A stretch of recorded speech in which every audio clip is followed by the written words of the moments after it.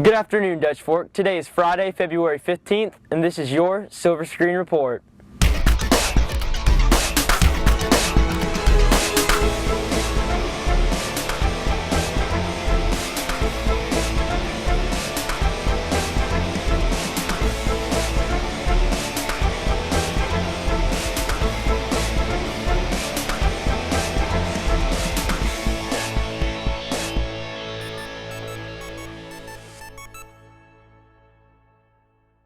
New health regulations have changed Valentine's Day fundraising on campus. Michaela Baker checks it out. This year, clubs have had to change their normal Valentine's Day fundraisers. We used to do candy, and that's one of the restrictions of the district now, that we can't do candy, so we had to get out of the box and use our marketing skills to try to think of something different. We knew that we couldn't do candy or drinks or anything like that, so we just came up with something that we thought all the students would enjoy. We would probably usually sell like maybe candy or like candy grams or like something like having to do with food or like something more like Valentine's Day-ish. And but this year we're doing the slides for your Valentine thing. New restrictions have limited what is able to be sold. The district has declared that none of the things that we sell, candies, drinks, none of those things, they have to meet a certain nutritional value and in order for us to sell them.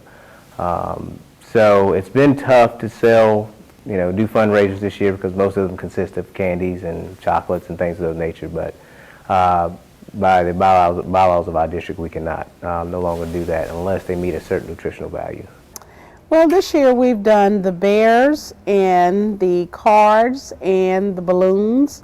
You can get a combination. You can get a bear, a card, and a balloon, or a bear and a card and a light-up rose for $3. With new rules comes a new result. The restrictions have made fundraising hard because people like to buy candy more. If we had candy, it would be a little bit different, but I still think it's selling pretty good to say that we just started selling like last week. Although fundraisers may be less profitable, the change is designed to benefit students. We're trying to make our students healthier, and with the things that we were selling before and the sugar content and the caloric intake that those things had wasn't very healthy, so we decided to make sure that what we're selling is beneficial and healthy for our students. This has been Michaela Baker with your Silver Screen Report. Dutch Fork is starting a new award for Student of the Month. Ariana Mount gives the prize. CBI's team, Mr. Splinter, was actually the spearhead behind it, and she decided that it would be a good idea to recognize our students because we recognize our Teachers of the Month, so we wanted to recognize our students. The freshman recipients are Colt Kaufman and Caroline Burnett. The sophomore recipients are Anna Johnson and Adam Miller. The juniors are Blake Page and Ashton Aldis. Seniors are Taylor Quinlan and Mark Kingsmore. This award brings a sense of leadership and responsibilities to its recipients. I would hope that I could be inspiring to other people. Well, I think that if students work hard and always do their homework and participate in class, that one day maybe they too can be Student of the Month. This has been Ariana Mount for your Silver Screen Report. Dutch Fork is hosting a Hunger Games themed food drive. Willa Tuggle volunteers as tribute. The Hunger Games canned food drive excites the student body. I hope people dress up. That'd be really cool. I want to see people running around the school like Katniss, I'm looking forward to the reaping and then later watching the games after take place. I'm actually interested to see how many cans we get, but I think it's going to be over 2,000. I think we're going to overreach our goal. I'm looking forward for the reaping and all my friends participating. Student Council is hoping that the new theme will bring in more cans. Our goal is 2,000 cans, and last year we barely made it, but this year I think we're going to get much more involvement. I hope that people will bring a lot more canned foods because I'm sure a lot of people like the Hunger Games. This canned food drive is different than the others because it shows originality. I don't think anybody has really done Hunger Games as a theme, and it's really original. So, with the Hunger Games backing it up, they remember it and they want to participate. The Hunger Games theme is so exciting and different and just unique. So I think it will raise a much more awareness to canned food drives and make the whole experience a lot more fun. It makes it exciting and more people get involved. There are various reasons why canned food drives are important. Canned food drives are important because it helps out with the community and for a specific cause. And I guess we're just trying to get more people to participate by doing the Hunger Games. Canned food drives are important because it helps feed the hungry. Canned food drives are really important because it helps kids who are in need of food get food by us giving them cans. This has been Willa Tuggle with your Silver Screen Report. On this week's Kids in the Hall segment, we asked students what they think of Dutch Fork's Hunger Games.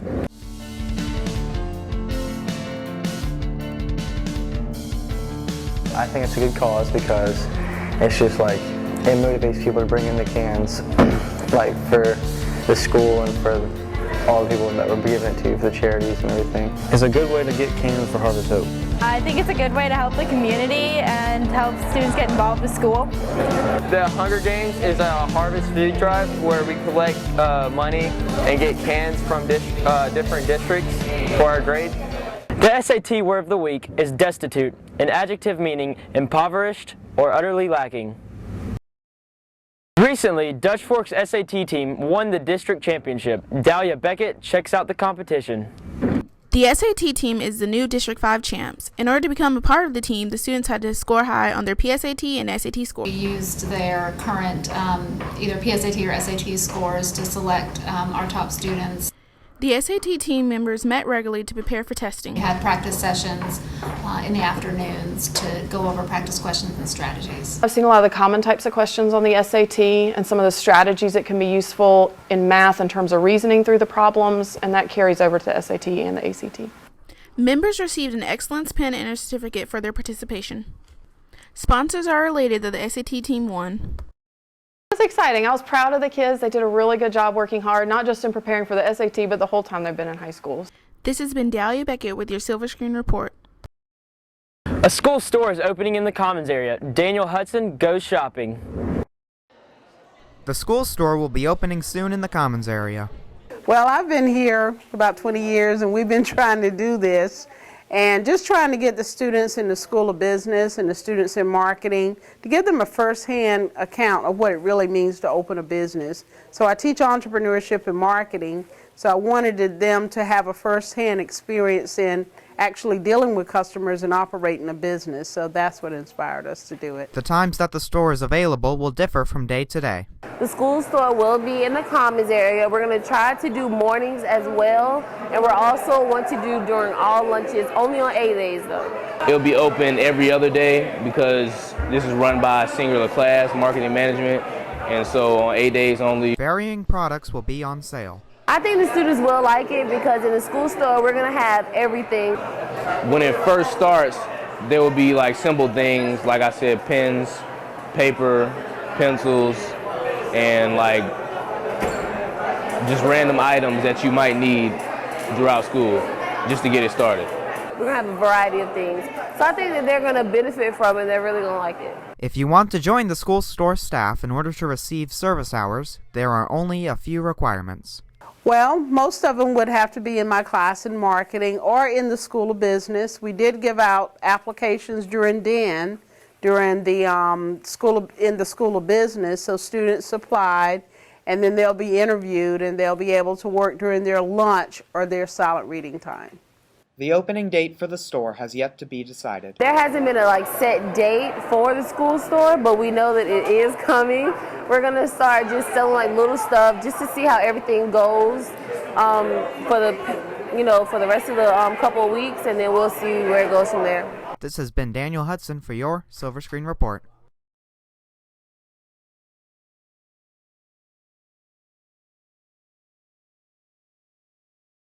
We've discovered a way to make someone sound like a complete idiot. Let's talk about that. A YouTube internet talk show, Good Mythical Morning, hosted by the duo Red and Link, recently did a show on the concept called the Speech Jammer. Kazutaka Kurihara and Koji Tsukada, the other dude from Japan, two guys, they created the Speech Jammer, a machine that disrupts a person's speech by making them hear their own spoken words at a very slight delay. So this is a gun that you can point at somebody and then they hear themselves just a little bit delayed and it overpowers what they're actually saying and it jams their speech and they end up sounding like a moron. Using the app, we tested it on the staff. My name is Janine. I'm the worst person at math ever. I cannot do math to save my life.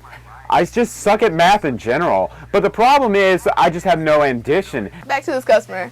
I don't know what she's supposed to do. I'm the Oprah, I'm the Dr. Phil. This is not my job. It's not my job description. I do what I have to do. With friends and see all the recycling bins lining the walls.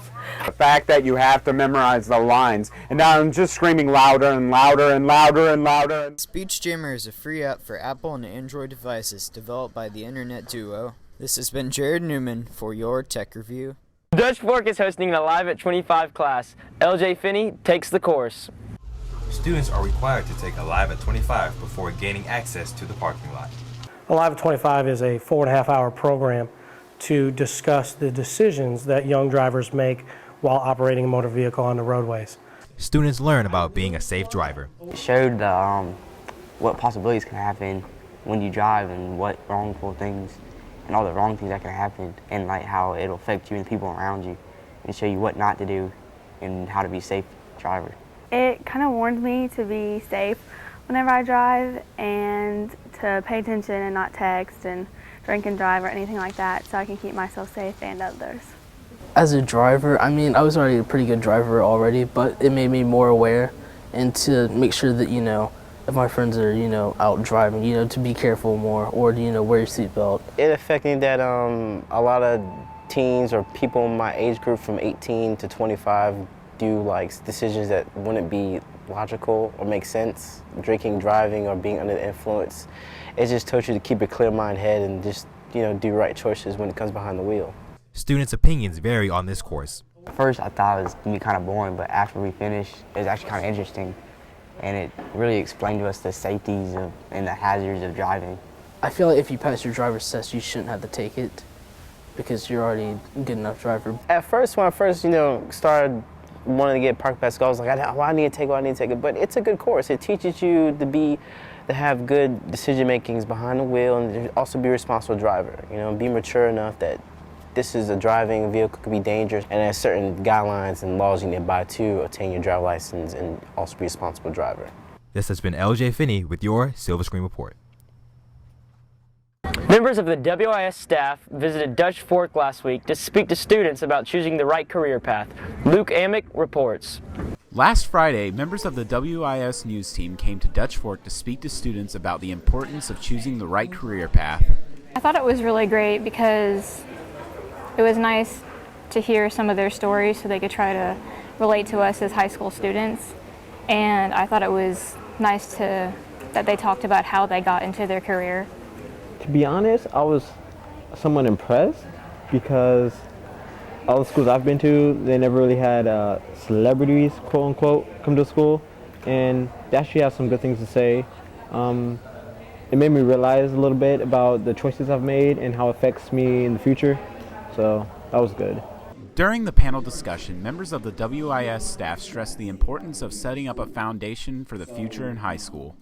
It's so frustrating when you hear college students who come to my station and they're not really sure what they want to do, but they think that my job is cool, so they took a stab at it. It's so much better if you have an understanding before college of what my job is. The panel also stressed that happiness is the key to success in life. I would say definitely live your dream, live your passion, because you do not want to take on a career that you have no passion for just to get a paycheck. So definitely figure out what it is that you want to do early.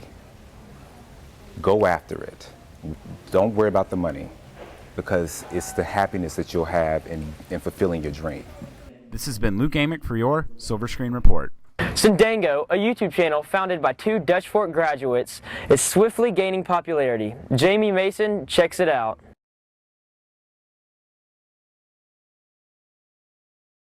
With more than 20,000 hits in less than a week since its last release, the YouTube channel Sendago is climbing to popularity. Well, Sendago started when Daniel and I were working on a video called Rodney for YouTube just to post up. We wanted to do something really just funny, and we just wanted to put something out there. Daniel wanted to work with music, I wanted to work with video, and so we kind of collaborated. So I love working with Daniel and Ryan. They're crazy. Their ideas are just all over the place all the time. They're constantly out of the box. I don't even think they know what a box is. McGee and Kyer initially set a goal to produce a video once a week. So we come up with an idea, and we try to write a script or make a storyboard for it. So, you know, that process, just getting the idea together, probably takes, you know, a few days or so. And then we have to plan when to film. And filming can take anywhere from 1 to 3 days, just for like a 2 to 6 minute video. And after that, the longest part actually is post-production, which is where we edit the video and do sound. It takes probably about a week. The duo's favorite video was the first one Syndigo produced. One of my favorite videos that I think we've actually made is the first one we created, which is Rodney. And it's just about this guy that befriends a hand grenade. And I'm not going to say anything else because it's actually just weird. Rodney just kind of happened. Rodney just sort of, we were sitting down and Daniel just had this idea like, hey, I have this grenade. Let's use it in something amazingly awesome, fantastic, woohoo. And then we sat down in the room back over there, and I started just playing around on the piano, and originally it was going to be like a little, I don't even know how to describe it, like a little candy pop la-da-da-da-da song, but then I went into this little pop punk voice, and it kind of evolved into that. Both McGee and Kyer say Syndigo is a step toward a future career in video and audio production. I'm very interested in becoming a film director, so Syndigo is helping out a lot, getting, you know, my name out there. I know it's not too big yet, but 2,000 subscribers is a good number to start at, definitely, in less than 2 months of the channel even being put up. This has been Jamie Mason for your Silver Screen Report. Juniors interested in being considered for Palmetto Boys State and Girls State should come by the guidance office to pick up an instruction sheet. Paperwork must be turned in by March 1st. Fax Club members, t-shirt order forms are in room 256. Junior board members, there will be a meeting after school today for 30 minutes at 3:45. Thanks for watching. We'll see you next week.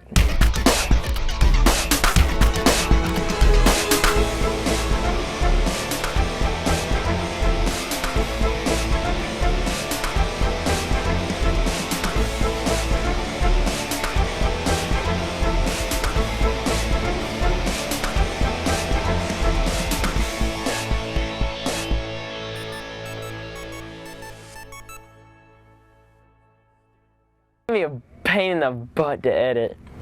Forbes Elam has a story. How do you say his name? Elam? God! Juniors interested in being considered for Palmetto's. Juniors interested.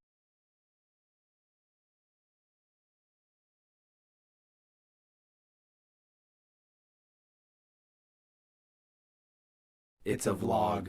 Not a log. It's a vlog, though. Hello, everyone, and welcome to the first ever Synda vlog. So as we're approaching 2,000 subscribers, we've decided to take time out of our busy schedule to thank you all for the likes, comments, and subscriptions. Couldn't have said it better myself, Ryan. And as a special thank you, we've prepared a little presentation that we think you might like on the background of Ryan and I's Syndigo. Just who are we?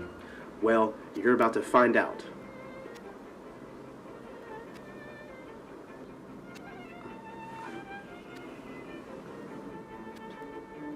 I thought you brought it. I thought you brought it!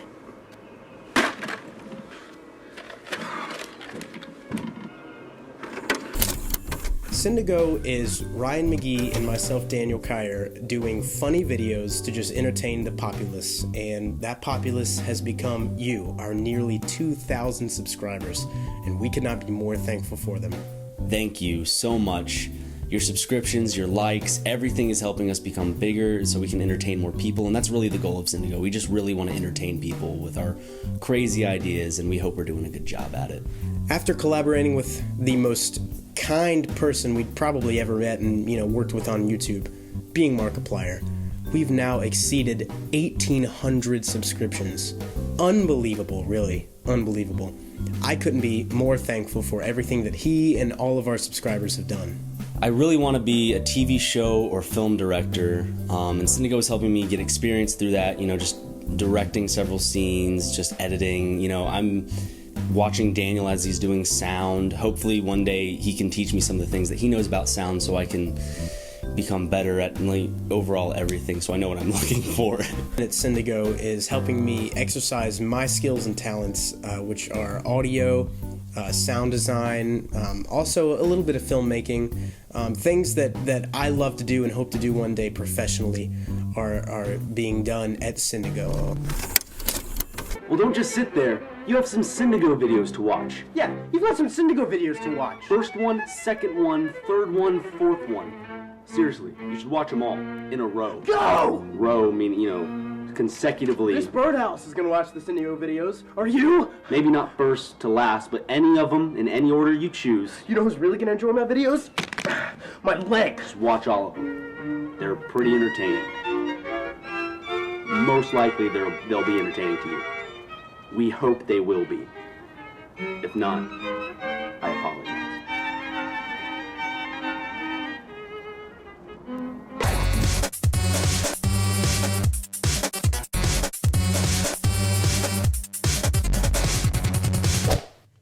Let us know what you want to see in the next Cinda vlog. Leave a comment below.